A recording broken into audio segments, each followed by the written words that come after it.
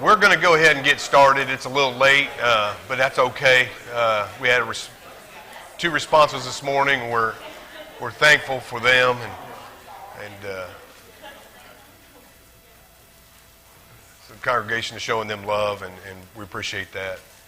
I know they do too. We're in Ecclesiastes chapter 7, if you want to be turning there.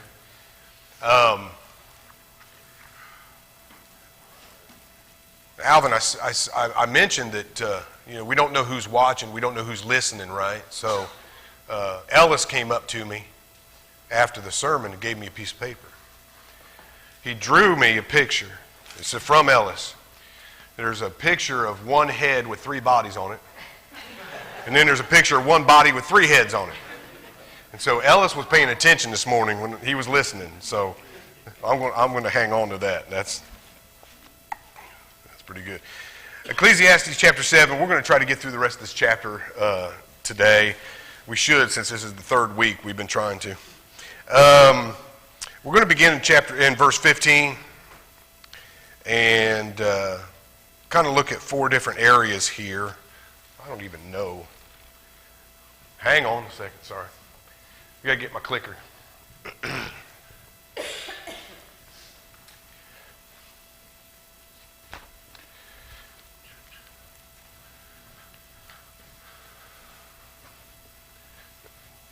So verses 15 through 18, he talks about this, and some of this is going to be hard.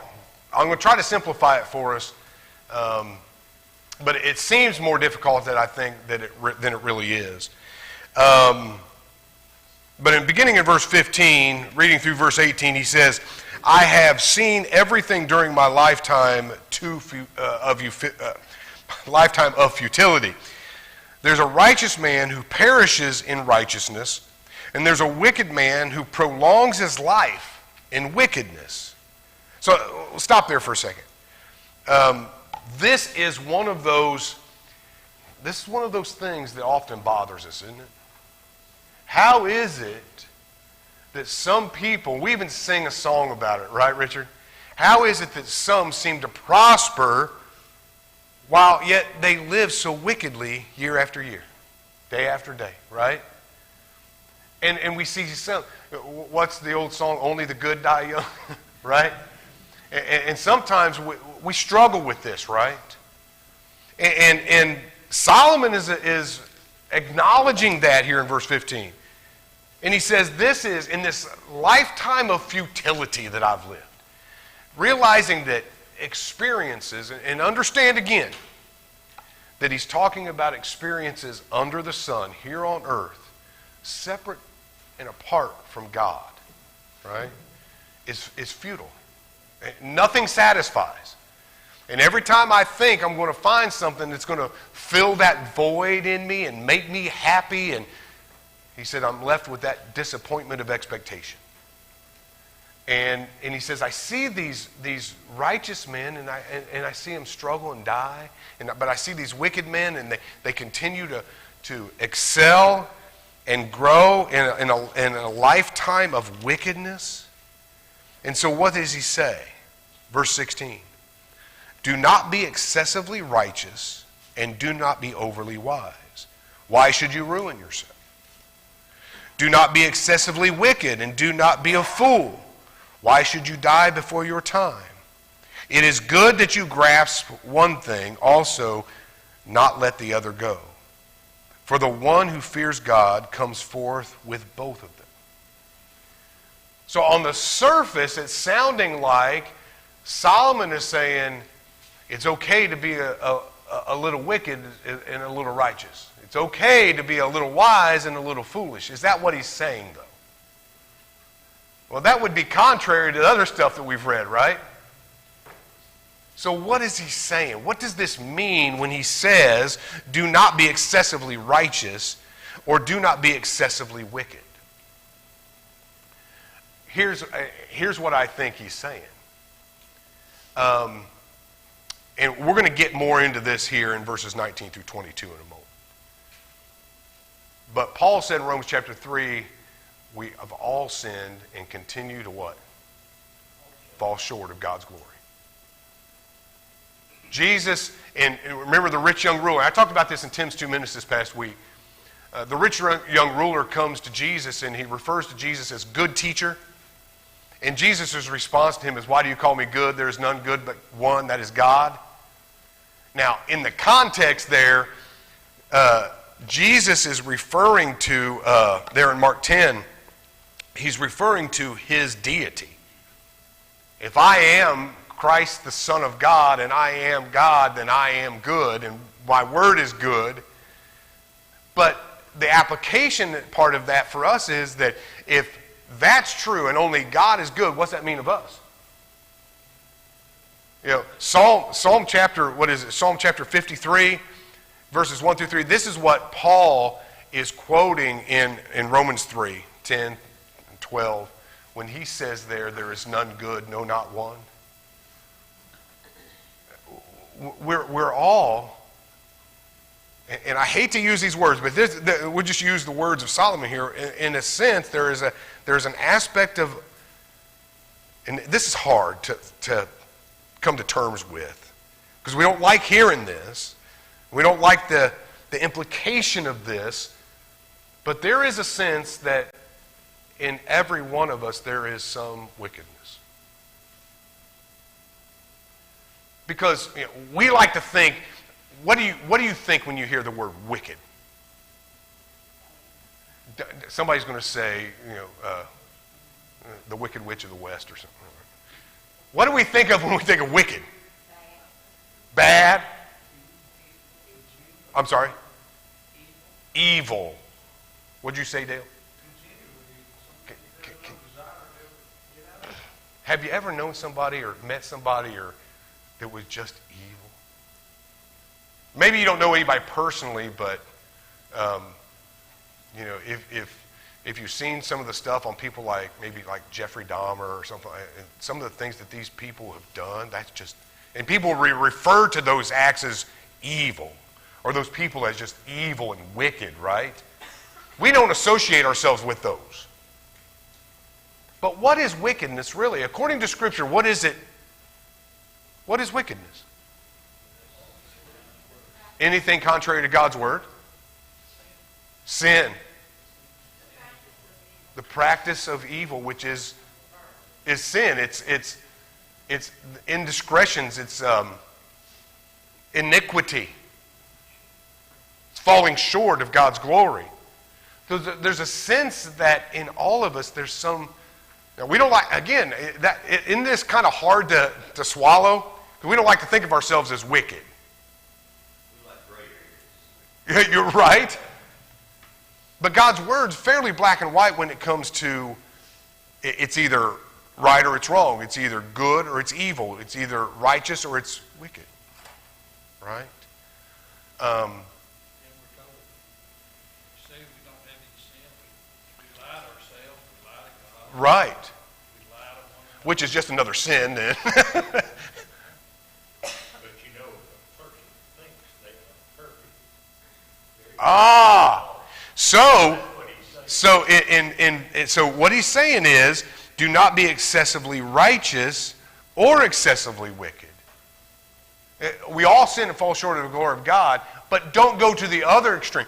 So don't go to the extreme where you think you've got it made and that you have no sin. That's where it's self-righteousness. Absolutely. Being too righteous, I don't see how we could possibly, if we're talking about godly righteousness, how we can have too much of that. Right. I don't see no way to have too much of that. But if I all of a sudden decide that, boy, I've arrived. I've arrived And I am such a righteous person. I think that's exactly what he's saying here. I think Tim did, when I read this, I think this is almost this is not don't be overly righteous, don't be overly wicked. It's kind of human nature. Well, I'm going to stay right in the middle. I'm going to have a little of this, I'm going to have a little of that. I'm going to stay right in the middle.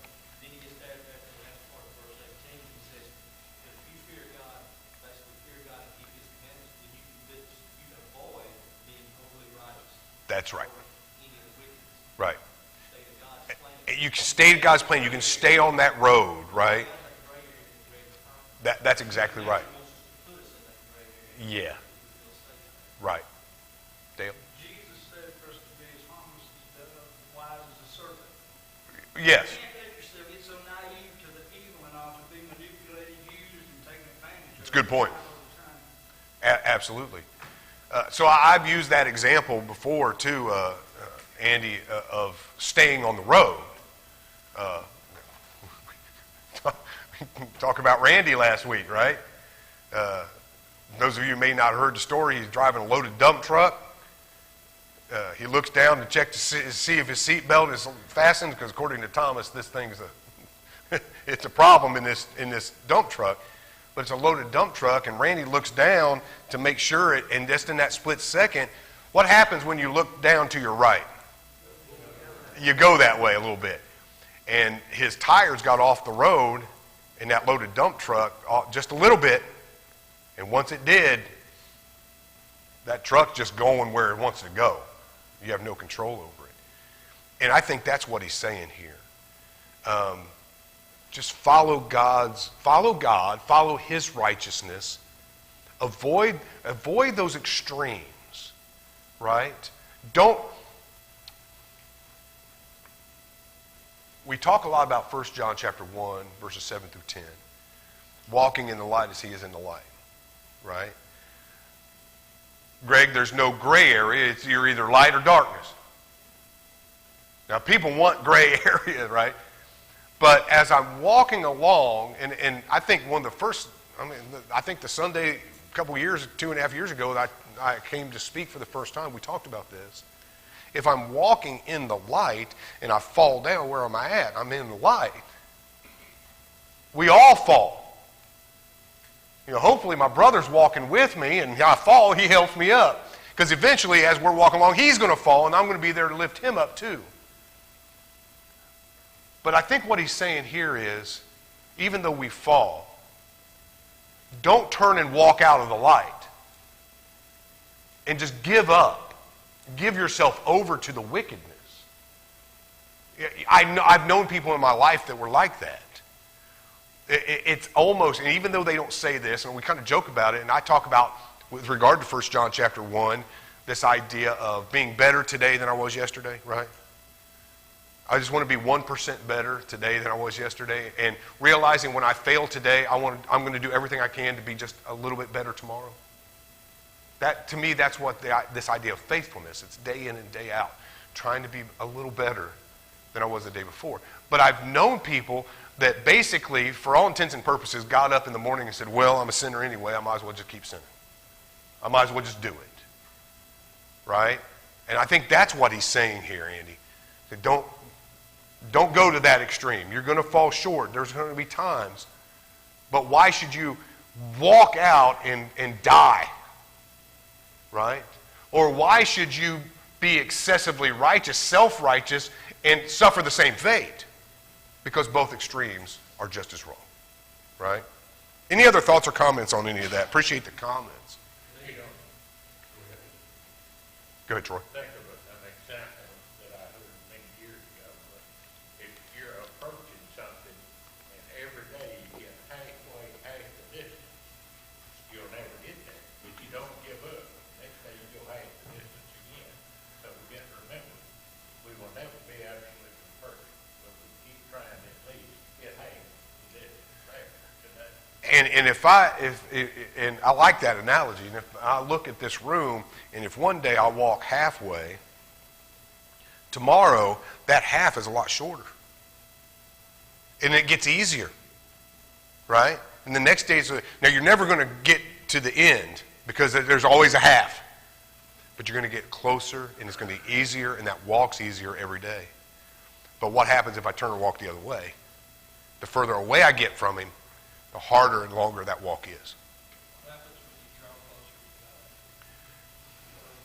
to God? He draws closer to you. Just by nature of that.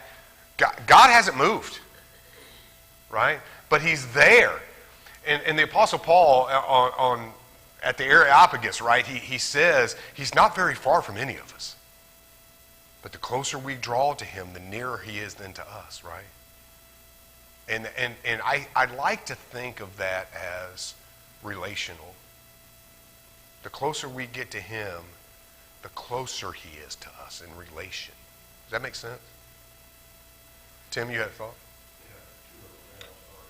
That's okay. So close to God, we never have to go look for God. That's right. He's there. That's right. Always. So that's that point. But talking about staying in between the lines, the question is how far apart are the lines? Yeah. Okay, and we all struggle with where that is, but taking that half step every day. Yeah. I think going back to what Dale was talking about is if you feel like you're the righteous one, there's no more steps to take. That's right. Okay, so that's where you're always just trying to move forward. Yeah. And we're going to step back at some point in our life, but you got to get, You got to get up and go home, and you got to go back, and you got to keep pressing forward. Let's address something else you brought up there for a second from a different angle. You asked, how wide is that road? You know, how wide are those lines apart from one another? What people want to do is they want to make that world, and I think this goes with a little bit of what he says here. I've known people that want to make those lines a whole lot narrower than God has made them. Right?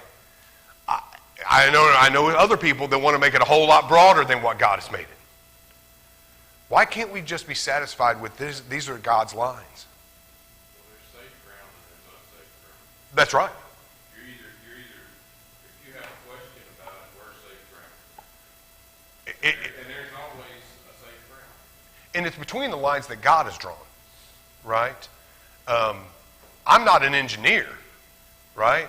I get some of the, civil engineers, that construct roads and stuff. Where do I have the knowledge or the right to try to widen God's road? And I guarantee you, if I make it wider than God has made it, that road will fail. Right? And if it's narrower, well then, it's hard to travel that road. There's simplicity in it. Yeah. And sometimes overlook, and I preached put this on Maine last week, but it's one straight yellow, small road. And I'm not sure if I'm going to follow his name or I've got to think about this, because you see these people putting, here's God's plan, it's all over the place. That's when we resist God's plan. That's right. God has one direction, we seek Him. And our roads are probably a lot shorter than the craziness because we're focusing on Him. That's right. Yep. And I mean, that's where the gray comes into it, because we justify what we want to do within God's plan instead of focusing on that one. It's very simple when you really think about it. We focus on God, we get up focusing on God, and live our daily lives focusing on God. Right. And it's shorter. What you're saying made me think, and I think this is what Solomon's talking about, is throughout this entire study, Solomon is preaching against selfishness. Isn't he? Because we all want to have it our way. We want to have what makes us happy. And how many times have you... There was a survey done years ago.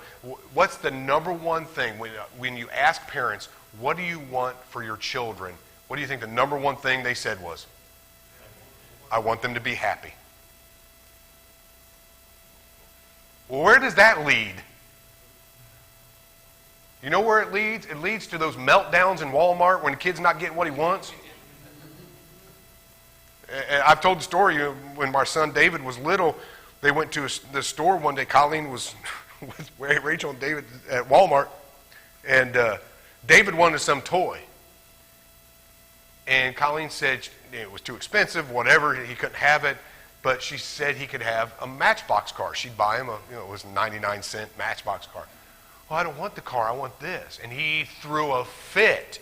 She said, okay, you don't get nothing then. And drug him all the way out the store, him kicking and screaming, I'll take the car, I'll take the car. Nope. You had your chance, right? But that's what selfishness does. But we as adults are just as bad. God's trying to drag us out of the store kicking and screaming because we're not getting our way. And I think that's what Solomon's saying here. And it'd be a whole lot easier if we just did it his way.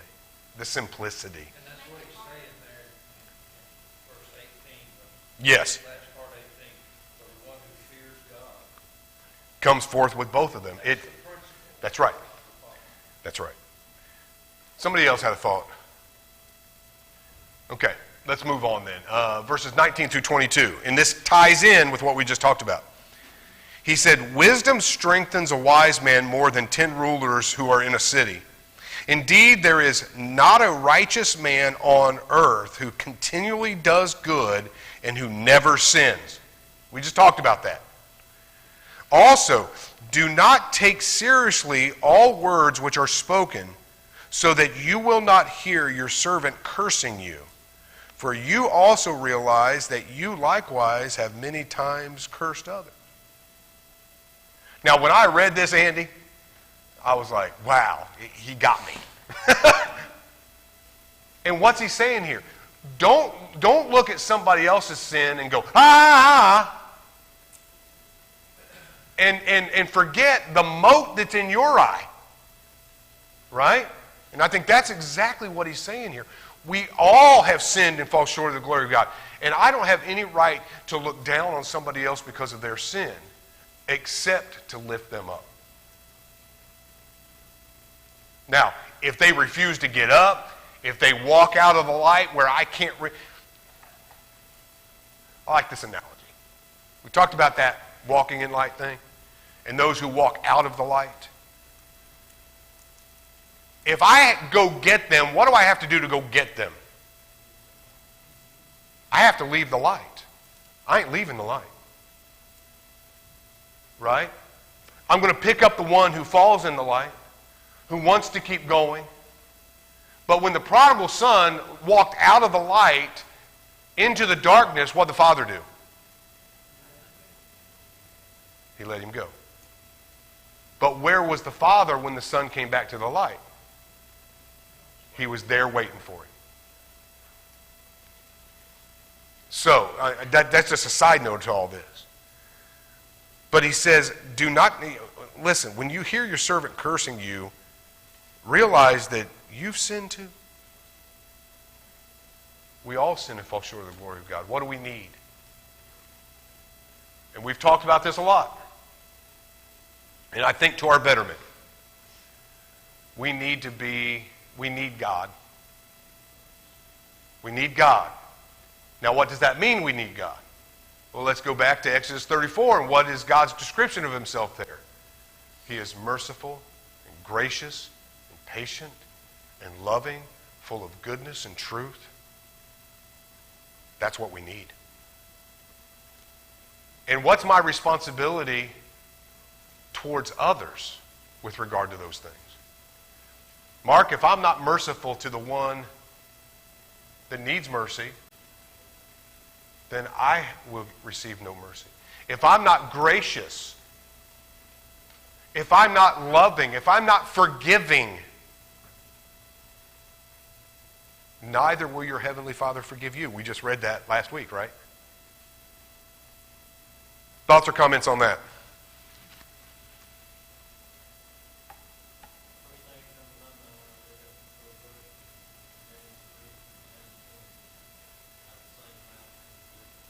Yeah. Yeah. They ought not to be, but they are too often prevalent in our lives. What's your take on the verse says in that verse also, do not take to heart everything. I think so, and I think it's evident in our society today where everyone is so easily offended. You know, when somebody...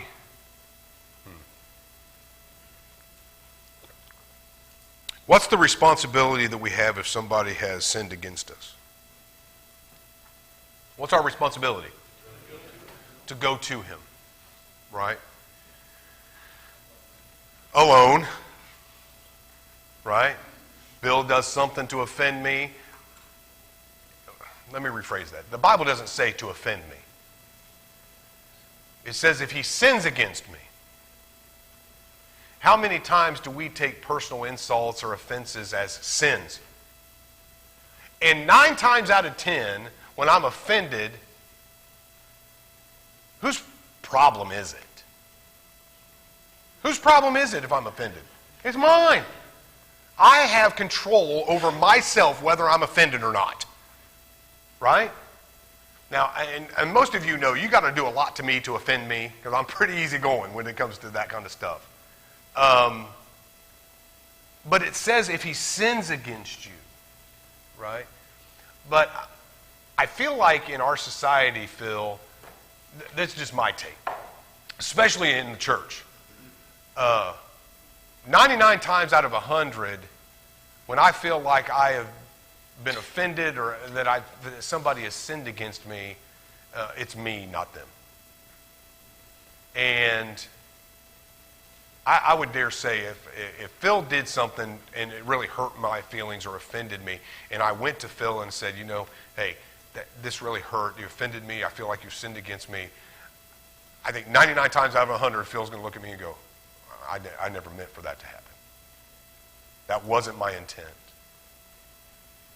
And so I think sometimes when he says what he's saying here, don't take it to heart, is there are things that are going to be said and done that are not intentional. And there are things that are said and done that are sinful that may be intentional, but don't take it to heart to the point. Okay, so I think this is a good parallel. In 1 Corinthians chapter 5, Paul writes to the church of Corinth and condemns them because there was a man living among them, worshiping with them, and part of their Christian community there that had his father's wife. And he says, you have boasted and bragged about this, or rather you should have mourned. Right? So turn this one over to Satan. That the flesh may be destroyed, but the spirit may be saved. All indication is when he writes 2 Corinthians, this man is repentant. And what does he tell the church then to do?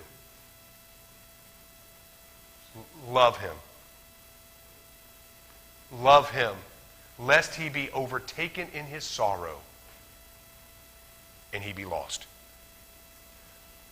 And so sometimes when people sin, our tendency, Phil, is to completely write them off.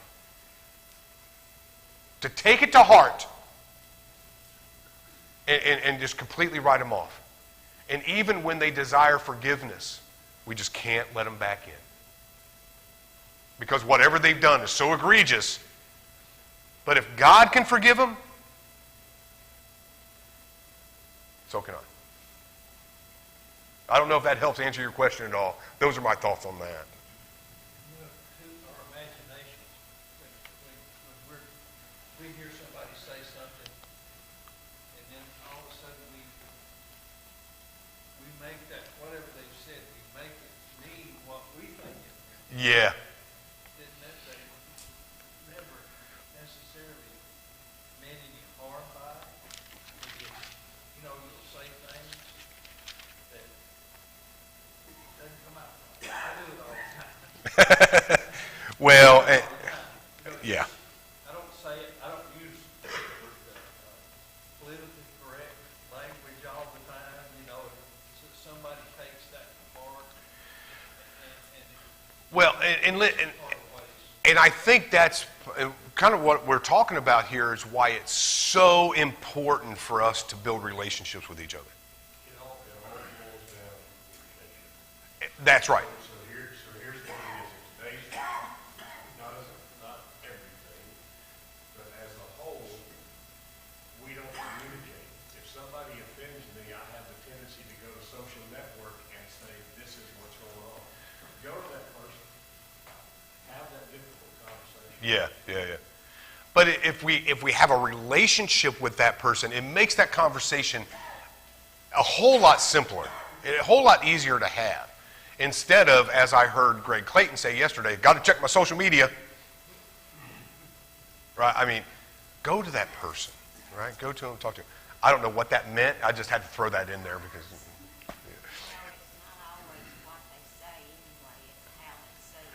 Sure, but I we don't know what's going on in their life. yeah, right. But again, if we know what's going on in their lives, if we have that relationship with them and we know, then, Phil and I have a good relationship, and if Phil's hurt and he's trouble and we're talking and he says something and it just comes out ugly or unkind, I know and I'm not going to take it to heart. Right? And I think that's important, that we get to know each other, we build those relationships so that when we communicate with each other, we can be honest. And we're not always going to agree, and that's okay. We don't have to on certain things, right? On a lot of things. But we can certainly have that communication. All right. Verses 23 through 26. I tested all this with wisdom, and I said, I will be wise. But it was far from me. We talk about Solomon, other than Christ being the wisest man to ever. Sometimes we think because of the wisdom that God gave Solomon that he was omniscient, but he wasn't. And I think that's what he's saying here. Even with all the wisdom that God gave me, I was still a fool. Right? Deuteronomy 29:29 says that there are some secret things that belong to God, right? There's just some things we will never understand, and that's okay. What has been is remote and exceedingly mysterious. Who can discover it? Again, Deuteronomy 29:29. I directed my mind to know, to investigate, and to seek wisdom and an explanation, and to know the evil of folly and the foolishness of madness. I discovered more bitter than death the woman whose heart is snares and nets, whose hands are chains, who is pleasing to God will escape from her, but the sinner will be captured by her. Is he saying that men are righteous and women are wicked? No, I think we studied this in Proverbs where the proverb writer equates wisdom to a woman. And I think that's what Solomon is doing here. He's talking about the evil of folly and the foolishness of madness. That's the woman. He's personifying evil and madness, folly and foolishness in a female form. Do not follow her. Do not follow evil. Do not the wise who is pleasing to God will escape from foolishness and folly, right? But the sinner is captured by foolishness and folly. And He's not literally talking about a woman. He's not literally talking about a woman. No. He could be talking about alcohol. Yes, anything that's foolishness or folly that leads to destruction, right? Temptation, and I think he associates temptation. When a woman must have been his temptation, but he had a bunch of them. That he did. That he did. He talks about 1,000. And did he have 1,000? I have trouble enough pleasing one woman. And they literally led him so far and idol worship, things like that. Right. And that's right. You look at this and you can say, well, you've got a little bit of a lesson here. I wonder if we scratch your head. Well, and it may have been that was the thing for Solomon, the main thing. But again, all of us have something. Like Miss Peggy said, Anything that's going to draw us away from God. That's right. All right. Last few verses here, verses 27 through 29. Behold, I have discovered this, says the preacher, adding one thing to another to find an explanation, which I am seeking but have not found. I have found one man among 1,000, but have not found a woman among all these.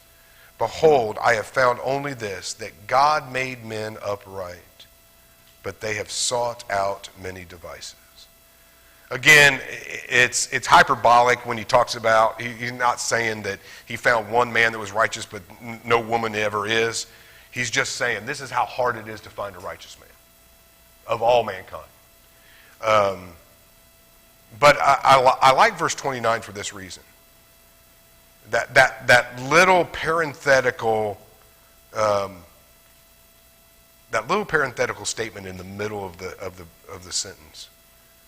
God made men upright. What does that do to the idea of being born in sin? That's the only thing I thought about, Andy, when I read that. This destroys that. When God made Adam, he was, right? When he creates our souls, how does he make it? Sinless, perfect, upright. So when this life is over, if I'm lost, whose fault is it? Because I have sought out other devices. God made me to be upright, not to follow the foolishness and folly that leads to wickedness. All right. Thank you. Good discussion. Appreciate it. Very good. Chapter 8 next week. Thank you, brother.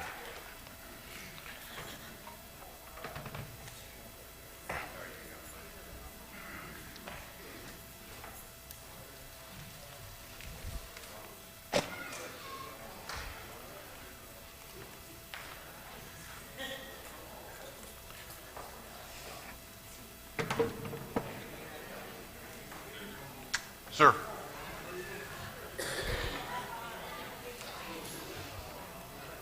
Kills evolution.